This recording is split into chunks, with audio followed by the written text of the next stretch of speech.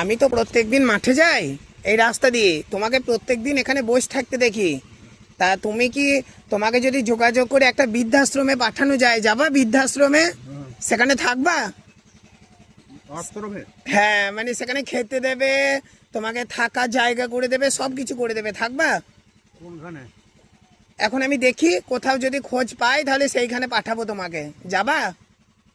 না। যাবা না? তাহলে এখানে এখানে সারা দুপুর এখানে বসে থেকে কি করবা? এই বাবা গোপীনাথ, হ্যাঁ, বাবা গোপীনাথকে দেখে দেখি না কি হয়।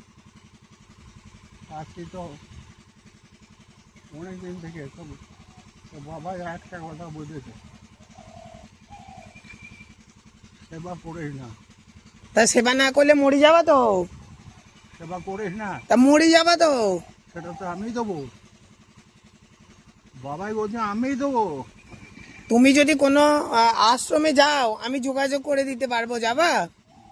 যাবা না? ঠিক আছে।